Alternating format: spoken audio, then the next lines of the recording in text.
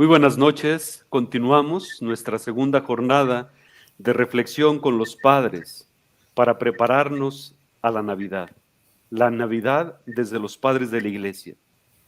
En esta ocasión, hoy martes, nos encontramos con San Hilario de Poitiers. Desde el punto de vista teológico, nadie puede poner en duda la riqueza del siglo IV, donde nacieron las grandes cuestiones trinitarias y cristológicas, hasta llegar finalmente a las definiciones de la fe mediante los símbolos oficiales. Una serie de preguntas y respuestas afectaban de forma especial a la humanidad y la divinidad del Hijo de Dios encarnado, y especialmente al modo de su encarnación. ¿Qué hubiera sido de la Iglesia sin hombres como San Hilario de Poitiers? ¿Qué hubiera acontecido si él, así como otros tantos padres de la Iglesia, hubieran considerado la herejía arriana, isabeliana, una forma particular de vivir la fe en Cristo? ¿El resultado cuál sería? Oscuridad y confusión doctrinal, desviando a la Iglesia del camino de Cristo y la fe transmitida por los apóstoles. San Hilario enfrentó desde una dulce firmeza el error arriano, el sabeliano. Hilario nos enseña que la verdad prevalece cuando es proclamada desde un amor a Dios que es firme, misericordioso y claro. La Iglesia de los primeros siglos puso las bases dogmáticas de la cristología, sin las que cualquier reflexión posterior y actual puede elaborar un discurso sereno y correcto, doctrinalmente hablando, acerca del inagotable misterio de Cristo. Hilario, obispo de Poitiers, personaje que encontramos en el siglo IV, entre los años 315-367. No poseemos sermones, cartas o algún tratado en el que Hilario aborde el misterio de la encarnación directamente. Los escritos que poseemos de él son una defensa enérgica de la fe cristiana ante los ataques del arrianismo y del sabelianismo. Nuestra reflexión pretende analizar la teología de Hilario en torno a la encarnación del Verbo. Partiremos en esta noche de algunos textos de su obra La Trinidad y un texto de su obra sobre los sínodos. Pero la publicación que haremos de estas jornadas el próximo Adviento incluirá textos del Tractatus Super Salmos, el primer comentario realizado en lengua latina por un padre de la Iglesia. Los comentarios previos habían sido en griego y este comentario es de Hilario de Poitiers. Del mismo modo, el primer comentario que se hace en lengua latina al Evangelio de Mateo, hecho por Hilario de Poitiers. Estas dos obras que también incluiremos en nuestra publicación, pero que en esta noche no citaremos. Bueno, iniciamos con textos de su obra De Trinitate, la Trinidad. De Trinitate, libro 10, 54. ¿De dónde viene que la Virgen haya concebido? ¿De dónde el que haya dado a luz? ¿Qué razón darán del origen de su fecundidad? ¿Y qué fue lo que creció en el refugio de su seno materno? ¿De dónde viene el cuerpo? ¿De dónde viene el hombre? Y después de esto, ¿qué quiere decir que el Hijo del Hombre, permaneciendo en el cielo, haya bajado del cielo? El niño llora, pero está en el cielo. Crece el muchacho, pero permanece la plenitud de Dios. Y si sube donde estaba antes y baja el que permanece, ¿Cómo se le podrá contener con la capacidad de la mente humana? Es el que era, pero no era lo que es. Recorremos las causas y no hallamos la razón. Vemos la razón y no entendemos las causas. Pero entendiendo así a Cristo Jesús, lo conoceremos, y si creemos entender más, no lo conoceremos. Hasta aquí la cita de Trinitate 10:54. He querido comenzar con este texto porque todo el pensamiento de Hilario lo vamos a leer o hay que entenderlo y contextualizarlo en esta lucha contra el arrianismo. Y particularmente esta obra se encuentra ahí. Quiere decir que detrás de este texto están precisamente afirmaciones que hacía el alejandrino Arrio, que él decía que el padre un tiempo no fue padre, comenzó a ser padre cuando engendra o más precisamente cuando crea al hijo. Y entonces él ve y entiende la generación de una manera biológica, algo que le van a responder Hilario, Atanasio y otros. No podemos entender así la generación del hijo. Y por eso hablamos nosotros de dos generaciones. Es engendrado en la eternidad por el Padre, pero no de manera biológica. Y al ser engendrado, es engendrado de la misma naturaleza del Padre. El concepto que van a utilizar los griegos será usía, esencia. Nosotros, en la profesión de fe traducido al español, decimos de la misma naturaleza del Padre. Y sin dividirlo, porque Arrio decía que Dios había sido Dios Padre, era dividido al nacer el Hijo. Bueno, estas ideas están detrás y la otra generación del Hijo será la encarnación en el seno de María. Quisiera señalar otro detalle que aparece al final de nuestro texto, que no lo tenemos en pantalla, solo anotamos la primera parte de este texto. Dice, si creemos entender más, no lo conoceremos. Pero bueno, un poco antes. Pero entendiendo así a Cristo Jesús, lo conoceremos. Y si creemos entender más, no lo conoceremos. En otras palabras, entendiendo así, conoceremos. Pensando mucho, ignoraremos. Para él, desde este texto, entender es desde el dato revelado, desde lo que la misma Sagrada Escritura nos presenta. Pero me permitiría hacer otra interpretación. El párrafo final en el libro 12, en su obra sobre la Trinidad, es una oración. Y esta bellísima oración con la que concluye este tratado, Hilario de Poitiers, le pide a Dios que le permita mantenerse firme en la fe en la cual fue bautizado.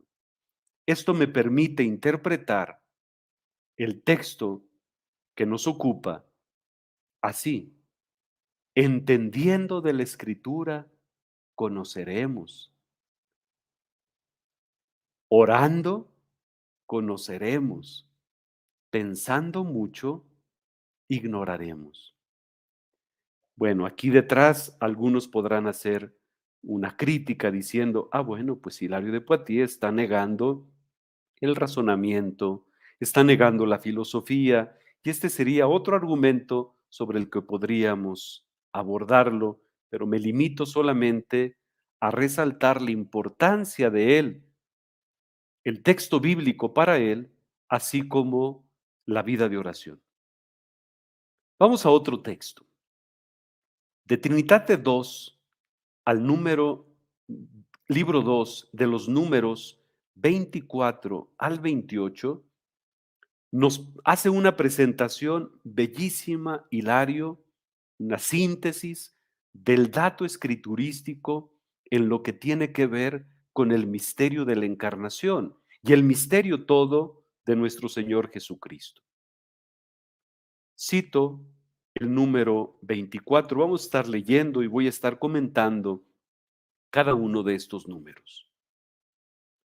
En las cosas restantes se muestra ya la economía de la salvación, querida por el Padre. La Virgen, el parto, el cuerpo y después la cruz, la muerte, el descenso a los infiernos, todo esto es nuestra salvación.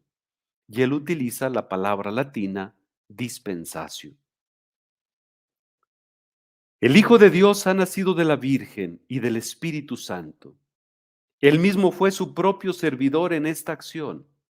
Con su fuerza, es decir, la de Dios, cubrió a María, sembró en ésta el comienzo de su cuerpo y estableció el principio de su vida en la carne, de tal manera que, hecho hombre, recibió en sí de María la naturaleza carnal y mediante la unión que se deriva de esta mezcla, fue santificado en él el cuerpo de todo el género humano. Y así como todos los hombres fueron incorporados a él por el cuerpo que quiso asumir, del mismo modo él, a su vez, se dio a todos por medio de aquello que en él es invisible. Así pues, la imagen del invisible, está citando Primera de Colosenses 1:15, no rechazó la vergüenza del nacimiento humano, es decir, la humildad de la carne. Y a través de todas las humillaciones de nuestra naturaleza, por la concepción, el parto, el llanto, la cuna. Hasta aquí el número 24. ¿Qué nos está diciendo Hilario? En el contexto de la controversia arriana, se hacía una división de los hechos de Cristo y hablaban de los hechos humildes y de los hechos gloriosos, lo cual después es un lenguaje que no será tan afortunado porque parecería separar en Jesucristo como única persona, como un solo sujeto, la divinidad y la humanidad. Y este va a ser un problema dentro de la discusión o la controversia cristológica. ¿Cómo puede existir la humanidad y la divinidad en un solo sujeto? Llegaremos a Calcedonia con el concilio en el año 451, donde nos va a decir, me permito citar la primera parte en griego, gena kai ton auton, uno y el mismo, nuestro Señor Jesucristo, que no se separa, que no se divide, que no se confunde, que no se altera. Cito otro texto y da pie a citar este texto la expresión que dice por el bien del género humano. Por el bien del género humano entendemos la encarnación. Dice en De Trinitate 10:60. Pero de este modo de entender este misterio es no ignorar que es Dios aquel al que tampoco hay que desconocer como hombre, y no desconocer que es hombre el que tampoco hay que ignorar como Dios. No dividir a Cristo, porque la palabra se ha hecho carne. Un versículo que va a ser hilo conductor para el texto escrito y también que voy a citar en varias ocasiones en esta noche, será precisamente el uso que hace Hilario de Poitiers al versículo 14 del primer capítulo del cuarto evangelio. La palabra se ha hecho carne, esa expresión. Y esta la utiliza en un discurso Hilario de Poitiers ante los arrianos de que veían a este logos que se encarnaba y veían en eso mismo una inferioridad respecto al Padre. Y entonces, algo que doctrinalmente van a insistir los padres, entre ellos Ireneo, el Hijo de Dios, al encarnarse, no deja de ser Dios. Ya en el siglo segundo, a finales del siglo segundo, un personaje, un pagano, Celso, que escribió una obra contra los cristianos y a la que le responde Orígenes en su obra contra Celso, y gracias a Orígenes podemos reconstruir la obra de este pagano. Él dice, criticando, porque le parece repugnante metafísicamente que el Hijo de Dios se encarne. Y esta es una objeción para un pagano. Y entonces la expresa de esta forma así Celso. ¿Cómo Dios puede abandonar su trono? Esta es una necedad. Esto es imposible. Bueno, siglo cuarto, Hilario, como otros padres, van a insistir. Es que jamás se separa del Padre y no deja de estar junto al Padre y siempre es de la misma sustancia. No abandona el trono de la divinidad. Continúo con De Trinitate 2:25. ¿Qué podremos dar nosotros a cambio que sea digno del amor manifestado en una benevolencia tan grande? El único Dios unigénito, cuyo nacimiento de Dios es inefable, crece en forma de cuerpecillo humano, introducido en el seno de la Santa Virgen, el que todo lo contiene y dentro del cual y por medio del cual todo existe, es dado a luz según la ley común de todo parto humano. Y se escucha en el llanto de un niño, aquel a cuya voz tiemblan los ángeles y los arcángeles, y son destruidos el cielo, la tierra y todos los elementos de este mundo.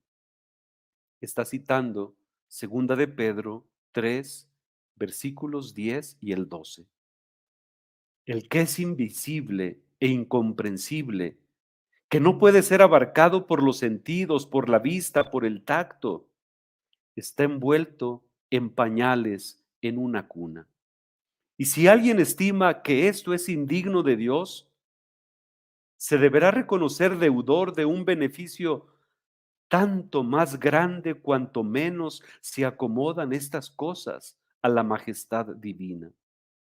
No tuvo necesidad de hacerse hombre aquel por medio del cual el hombre fue hecho, pero nosotros teníamos necesidad de que Dios se hiciera carne y habitara en nosotros. Aquí el texto de Juan 1:14. Es decir, que por la asunción de un solo cuerpo habitase en toda la carne. Bueno, aquí me permito hacer otra cita antes de concluir el texto que estaba señalando, a propósito de Juan 1:14. En De Trinitate 10:20 dice, y en cuanto al misterio de su mediación, sea Dios verdadero como es verdadero hombre, Dios nacido de Dios. Recuerden que la profesión de fe del Concilio de Nicea y que rezamos los domingos dice Dios de Dios, luz de luz. Es esto lo que está detrás de este texto en parte. Dios nacido de Dios, teniendo en común con nosotros al Padre y a Dios en aquella comunión por la que es nuestro hermano. Y entonces, tan íntima comunión tiene con el Padre que es homoousios en griego, es decir, de la misma naturaleza, de la misma sustancia, pero también es homoousios con el hombre, es verdadero hombre. La primera herejía sobre Cristo fue una herejía que se llama docetismo. Viene de la palabra griega dokeo, que significa aparentar, tener apariencia. Y entonces decían que si Jesucristo tenía solamente una apariencia humana, no era verdadero hombre. Y entonces vamos a encontrar desde Ignacio de Antioquía, en los inicios del siglo segundo, de los que llamamos padres subapostólicos, esa defensa fuerte para señalar Jesucristo, el Hijo de Dios, verdaderamente se hizo hombre, se encarnó. Retomo nuestro texto. Su humillación es nuestra nobleza, su afrenta es nuestro honor, porque Él, que es Dios, existe en la carne. Nosotros, por nuestra parte, seremos renovados hasta llegar a Dios a partir de nuestra carne. Aquí vamos a encontrar que hace extensivo esta idea Hilario de Poitiers en otros muchos textos de su obra. Me permito citar el himno de Filipenses 2:4-12, donde él va a hablar de dos expresiones y esto va a ser un lenguaje muy importante para el desarrollo de su cristología. La forma de siervo y la forma de gloria. La forma servi, la forma dei, es decir, asume nuestra carne, pero también la glorificación cuando regresa al Padre. Filipenses 3:21, revestido de cuerpo de gloria. Y entonces ese es nuestro destino, renovados hasta llegar a Dios a partir de nuestra carne, una carne que será glorificada, que será transformada. Dice algún prefacio de difuntos, retomando precisamente el texto bíblico y mucho de la reflexión patrística escatológica en este argumento. Estaremos un día junto al Padre donde ya no habrá llanto, donde no habrá tristeza, donde no habrá dolor, donde todo será alegría sin fin.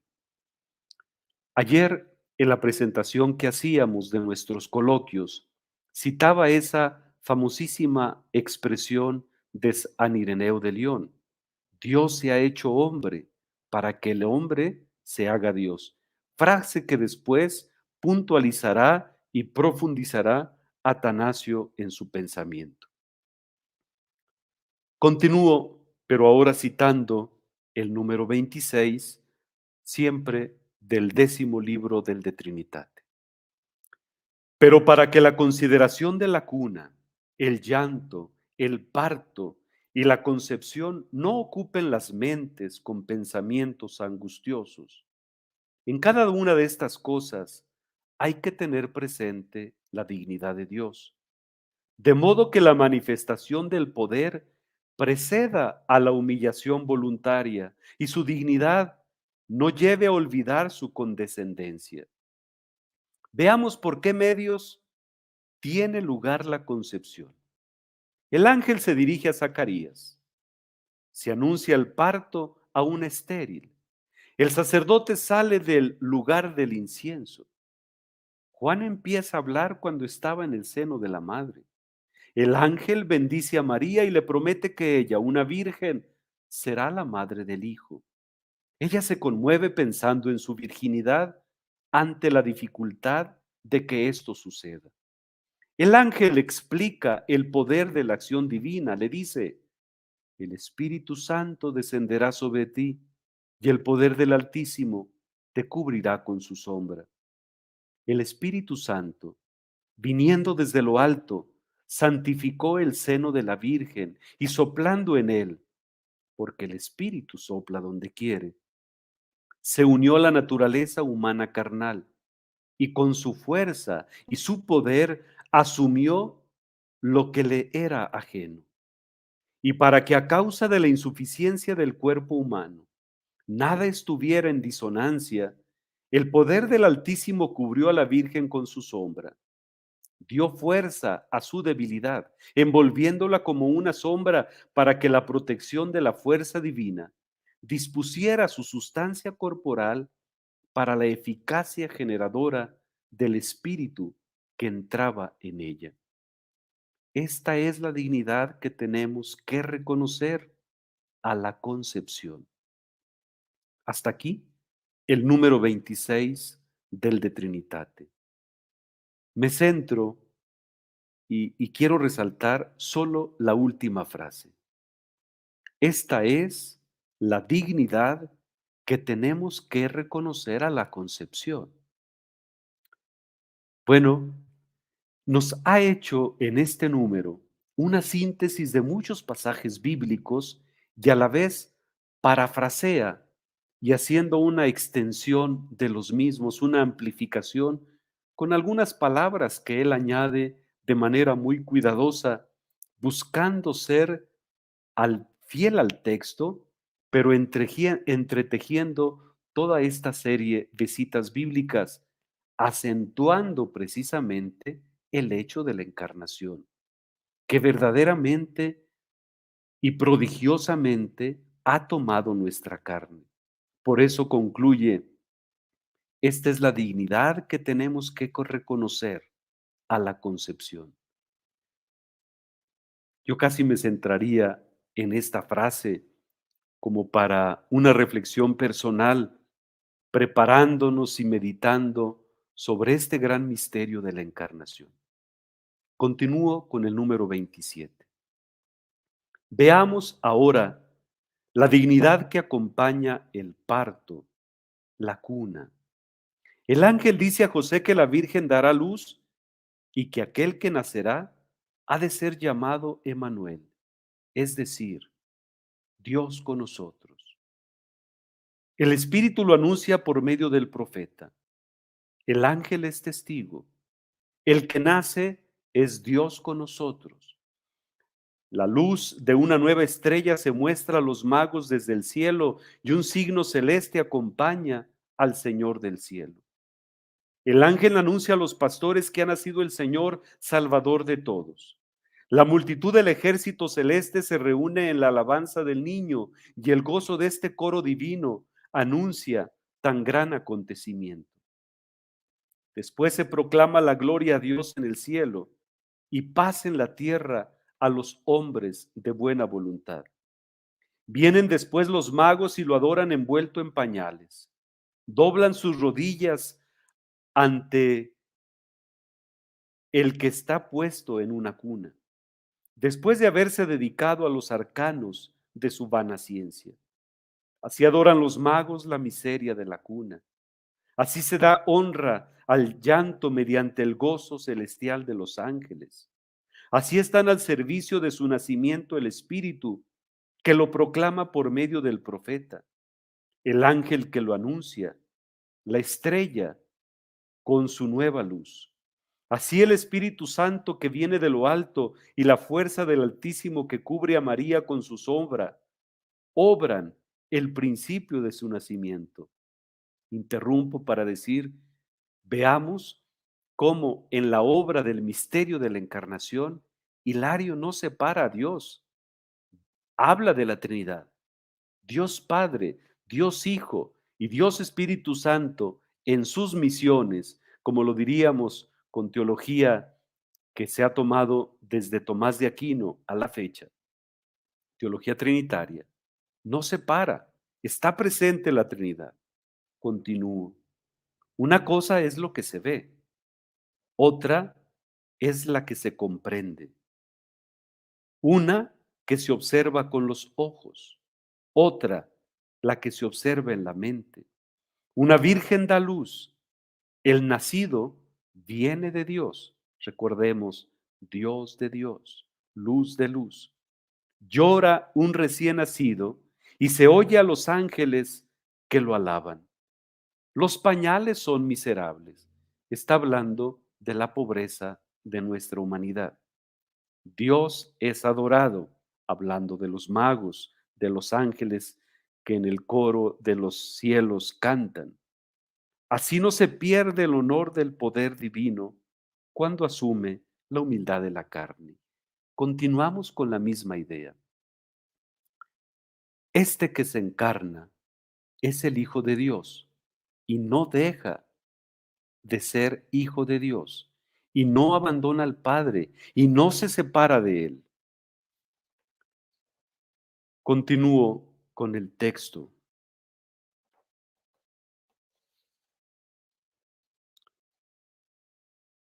De Trinitate, libro 10, parte 28. Igual es el decurso restante de su vida, pues todo el tiempo que pasó como hombre lo llenó con las obras de Dios. No es el momento de hablar de cada uno de los detalles. Solamente se ha de tener en cuenta en los milagros y curaciones de todo el género, que él era hombre por la asunción de la carne y se mostraba como Dios en las obras realizadas. Hasta aquí el texto que su servidor quería comentar del de Trinitate. Cuando estamos en el contexto de la controversia arriana, que expresaban que el Hijo de Dios era no de la misma naturaleza del Padre y que el Padre lo había creado y que se había dividido y que era parte de, pues había que dar una respuesta. Y entonces, en el contexto de la controversia arriana, vamos a encontrar dos visiones que tiene presente Hilario y que señalé yo al inicio de este coloquio patrístico y que no dije ninguna palabra, ahora lo señalo. Vamos a encontrar quienes quieren remarcar tanto la unidad de Dios, porque Dios es uno, pero que no permite la separación, la distinción, no separación, la distinción de las personas divinas, Padre, Hijo y Espíritu Santo. Y cuando esta idea de resaltar la unidad, pero donde no permite razonar o pensar o no deja espacio para la distinción del Padre, del Hijo y del Espíritu Santo, cuando se lleva al extremo, se cae en una herejía que se llamó monarquianismo o sabelianismo. Cuando se centra la atención en las tres personas, pero éstas no se encuentran en el mismo nivel de honor, de dignidad, de gloria, no de la misma naturaleza, no de la misma esencia, no de la misma sustancia. Bueno, viene entre las herejías el arrianismo. Y entonces estas dos cosas las va a tener presente Hilario y está detrás de mucho de lo que hemos comentado. Y esto va a influir después para hablar también de Jesucristo como una sola persona, hombre y Dios, verdadero hombre y verdadero Dios. El problema es cómo entender la unidad, cómo expresarlo con nuestras palabras, este misterio divino. San Hilario diseñó una cristología propia.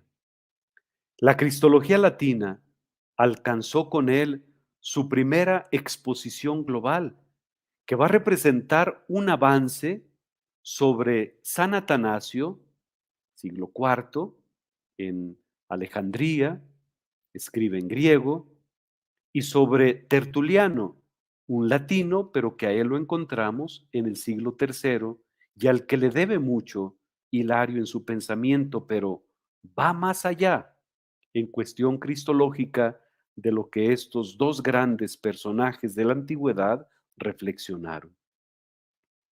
Para comprender la reflexión hilariana en torno al Hijo de Dios, creo pertinente que además de estas citas que he mencionado del De Trinitate, también vayamos a una obra que es muy importante. Es su obra sobre los sínodis, de sínodis, sobre los sínodos o sobre la fe de los orientales. Esta obra fue escrita en el año 359. En este problema de arrianismo no lograban ponerse de acuerdo los orientales y los occidentales para combatir la crisis arriana. Y entonces el emperador decide que haya un concilio y que fue el más grande de la antigüedad, pero que se haga de manera dividida. Los orientales en una ciudad llamada Seleucia, los occidentales en una ciudad llamada Rímini. Atanasio estaba desterrado y él escribe esta obra para sus hermanos obispos de Occidente, donde les presenta varias profesiones de fe y el riesgo que se corría con muchas de estas, y se los enviaba para que interpretaran correctamente y hubiera claridad del problema. ¿Por qué? Sabía del riesgo que corrían algunos obispos de confusión en toda esta maraña que tenía ya décadas circulando en torno al problema arriano. Hilario de Poitiers, como estaba desterrado en el Oriente, tuvo la oportunidad de poder estar en contacto con los orientales y también con los heréticos. Es un hombre, yo diría, de dos culturas, latina y griega, por esto que he citado, conociendo perfectamente el problema porque es el único occidental que conoció con profundidad el problema de la herejía arriana y a la cual responde. Bueno, esta obra sobre los sínodos es muy importante. Me voy a permitir citar solo el número 64. Primero lo leo completo, el 64, y después voy a señalar 10 puntos y con eso concluyo esta, esta catequesis, esta reflexión, esta meditación, esta preparación desde Hilario que sugerimos en la Universidad Pontificia de México para quienes nos están siguiendo. Cito: confesamos, pues, siempre irreprochables en el don del Espíritu Santo, y de buen grado lo ponemos por escrito. Interrumpo. Todo lo que aquí aparece y lo que va a presentar Hilario es una respuesta neta a los arrianos. No hay dos dioses, sino un solo Dios. Y no por ello no es Dios el Hijo de Dios, pues es Dios de Dios. No hay dos inacibles, porque Dios es uno solo en virtud de la inacibilidad. Pero tampoco por esta razón no es Dios también el unigénito, pues su origen es la sustancia inacible. No es que haya un solo subsistente, sino que la sustancia no es diferente. Tampoco un solo nombre de Dios en naturalezas desemejantes, porque ellos decían, bueno, ¿quién es primero, el papá o el hijo? Pues el papá. Y entonces decían los arrianos, ya ven, es inferior el Hijo de Dios. Es hijo, es inferior al Padre. Por eso dice esto. Y el hecho de ser hijo, el nombre, decían ellos, ya lo hace menos que el Padre. Tampoco un nombre de Dios en dos de semejanzas, sino una esencia de semejante de un solo nombre y de una sola naturaleza. No hay uno que aventaja al otro por el género de la sustancia, sino uno que está sometido al otro por el nacimiento de la naturaleza. El Padre es mayor por ser Padre, pero el Hijo no es menor por ser Hijo. Se trata del que es indicado, no se trata de la naturaleza. Hay que profesar que el Padre no está en el tiempo, pero hay que negar que el Hijo sea intemporal juntamente con el Padre. Interrumpo nuevamente, por eso yo me permito interpretar a Hilario, que no solamente es un defensor de la divinidad del Hijo, es un defensor de la paternidad del Padre también. Hay que confesar al Padre en el Hijo, pues el Hijo no tiene nada en sí, que no sea semejante al Padre. Hay que profesar al Hijo en el Padre porque el Hijo no proviene de ninguna otra realidad. No hay que desconocer la naturaleza recíproca y semejante de uno respecto al otro, porque son pares. No hay que pensar que sean uno solo, porque son una misma realidad. Y hay que confesar que son una misma realidad por la no diferencia de la naturaleza no de semejante, de tal manera que no sean uno solo. Hasta aquí, de Sinodis 64. Es un texto fundamental en el pensamiento trinitario y cristológico de Hilario. Aquí el obispo de Poitiers escribe lo que de acuerdo con la reflexión cristológica y trinitaria hemos de creer del Padre y del Hijo. Ahora repito el texto con frases muy concretas, me permito citar 10, las tendrán en pantalla, en las frases que se encuentran dentro del texto que hemos citado. Afirma la unidad divina y negación de dos dioses, diteísmo, y de dos inacibles, es decir, de dos que hayan nacido. No se separan, hay unidad. Y entonces la generación eterna y la generación en el tiempo no divide al Hijo y no divide a Dios. El Hijo de Dios, el Hijo es Dios, así como es Dios el Padre. El origen del Hijo es la sustancia inacible del Padre. ¿Por qué? Porque el Padre no es el que nace y es de la misma sustancia, una naturaleza que no se encarna. Solo el que se encarnó es el Hijo, nuestro Señor Jesucristo. Niega una única realidad subsistente y afirma una sustancia común. No se separa el Padre. El Padre y el Hijo son de la misma sustancia, son de la misma naturaleza. Aquí está dejando claro con este número que no se confunde el Padre y el Hijo. Aunque son de la misma naturaleza, podemos hablar de esta distinción de personas. El Padre no es el Hijo no es el Padre, pero los dos son una misma naturaleza divina, son Dios. Perdón, está mal utilizada la expresión. No debo de decir son Dios, es Dios. La quinta idea, negación de la unicidad nominal para naturalezas no iguales. Lo que decía, nominal es Padre, Hijo.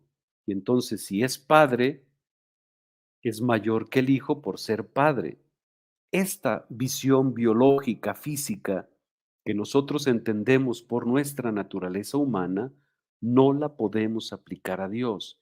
Y el uso de la palabra Padre, Hijo, no quiere decir que uno es mayor y que el otro sea menor. Niega la afirmación de la esencia y naturalezas comunes bajo un mismo nombre de la divinidad. Sexto, negación de la superioridad del Padre con respecto al Hijo, lo que ya hemos citado en repetidas ocasiones, por el género de la esencia, y afirmación de la subordinación del Hijo por el nacimiento de su naturaleza. El hecho de que haya nacido, el hecho hombre que se haya encarnado, no quiere decir que sea un Dios inferior. 7. El Padre solo es mayor porque el Hijo, por el significado del nombre, hasta ahí, no por la naturaleza divina. 8. Negación de la temporalidad del Padre y afirmación de la eternidad del Hijo. El Padre no es temporal, es eterno. Y el Hijo, no por el hecho de ser Hijo, hubo un tiempo en que no era eterno, siempre ha estado en la eternidad. Y este es el misterio de la encarnación. Y esto también nos hace, como Hilario nos lo dice, indignos. Somos indignos de este misterio con el que Dios ha complacido al hombre, se ha hecho hombre. El Padre está en el Hijo porque éste no es en nada diferente a aquel. No podemos separar al Hijo y al Padre. 10. El Hijo procede del Padre, de ningún otro. De hecho, el credo dice engendrado, no creado. Procede del Padre, solo del Padre. Solo de Él es Hijo y por eso hablamos de un solo Dios. Esta unidad comprende que la naturaleza entre ambos sea semejante y recíproca, es decir, igual, que no sean una única persona, porque sean una sola divinidad. Hablamos de la persona del Padre, la persona del Hijo, la persona del Espíritu Santo, tres personas, pero una sola divinidad, que forman la unidad porque no es diferente la naturaleza igual entre ambos, sino si fuera una naturaleza igual entre ambos, no es diferente. Si no fuera diferente, entonces hablamos de niveles en la divinidad. Y entonces aquí está el problema. Uno y tres. Nosotros decimos unitrinidad, Dios trino y uno. Hilario, al rechazar la doctrina que unificaba al Padre y al Hijo bajo un mismo nombre, esta era la herejía monarquiana, sabeliana, y al rechazar la doctrina o la doctrina donde habla de la condición creatural de la segunda persona de la Trinidad, esta es la herejía arriana. Hilario al rechazar tanto al arrianismo como al sabelianismo, permite descubrir el universo teológico que encontramos en el siglo IV. Son la misma esencia, el Padre y el Hijo, pero tienen subsistencia y funciones propias en vista de la economía de la salvación, siempre en movimiento. Concluyo diciendo, la teología sobre la encarnación que nos ha dejado el obispo de Poitiers sigue siendo un referente para que profundicemos en el misterio de la encarnación del Verbo. Ojalá que puedan quedarse con más de alguna idea que nos ayude a profundizar la riqueza de nuestra doctrina, la riqueza de nuestra fe, la riqueza de nuestro misterio, del misterio de la encarnación y el misterio para que el hombre pueda llegar a Dios gracias a la encarnación del Verbo. Estas lecturas del siglo IV con Hilario de Poitiers realmente nos permiten refrescar y profundizar en esto que creemos, en esto que celebramos y en esto que esperamos. Ojalá pudiésemos con esto abonar a su reflexión y su preparación para la Navidad 2022. Aunque estamos en el segundo día de Adviento, martes de la primera semana de Adviento, desde ya que pasen una feliz Navidad.